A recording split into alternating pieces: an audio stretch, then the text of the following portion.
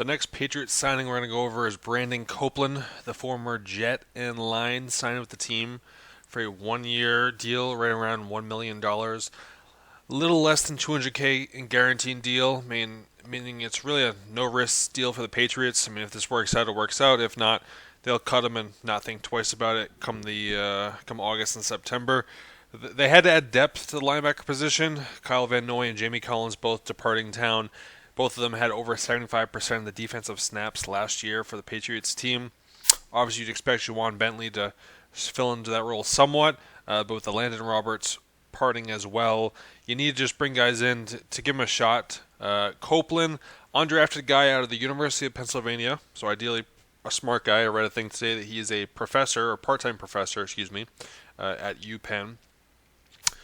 28, he'll be 29 when the season kicks off, so a little older in age. Off the ball linebacker is a middle linebacker and then kind of an edge rusher. A little bit of the Kyle Van Noy type. I mean, obviously he's not Van Noy, but that's the type of player he was for the Jets. I went back and watched the Dolphins and Giants tape where he played 100% of the defensive snaps for the team, and it wasn't pretty, but it also wasn't supposed to be pretty. The Dolphins game, the Jets were missing at least 5 linebackers, which is pretty amazing to say. And the Giants game was a little bit better, but still, he's not a number one linebacker. He won't be a number one linebacker for this team. For the Jets, he was playing 20 to 40% of the snaps when everyone was involved. You'd expect New England to him be around that range, maybe a Juwan Bentley type of role from this previous year. What the Patriots are really banking on is they can get the 2018 Brandon Copeland, not the 2019. 5 sacks, 35 tackles. I mean, that's a good year. That's what you want to see, 5 sacks. Obviously, the Patriots aren't going to rush the quarterback heavily. They're never going to have a guy with big sack numbers, but you're hoping you can find, again, that Van Noy, Hightower type that can come off the edge, blitz occasionally, and get to the quarterback. You look at the table about halfway down, you see some of the advanced metrics from Pro Football Reference 2018-2019, 14 quarterback hurries, 0 in 2019. So obviously a huge difference. I didn't really dig into the tape too far of what the difference was. Probably different schemes, different personnel. He did also miss 4 games last year. He was popped for performance-enhancing drugs. So he only played 12 games last year.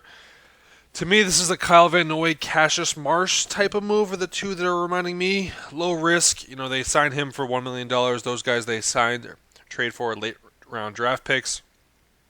Obviously, Van Noy is the high end of what that can be. Turns into a Pro Bowl type of player and goes and gets a big contract. Cassius Marsh is obviously the low end of it in my mind. A guy that was a quote-unquote linebacker, but really was an off-the-edge guy.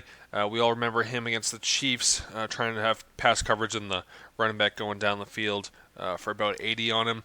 Copeland probably fills in, closer to the Marsh range, but a little bit more than Marsh. He can play off the ball. Obviously, the passing stats against him, 60% and 72% completion percentages the last 2 years. Not pretty, but he's not giving up huge yards, right around 10 yards a carry. I mean, not great. He's not a dynamic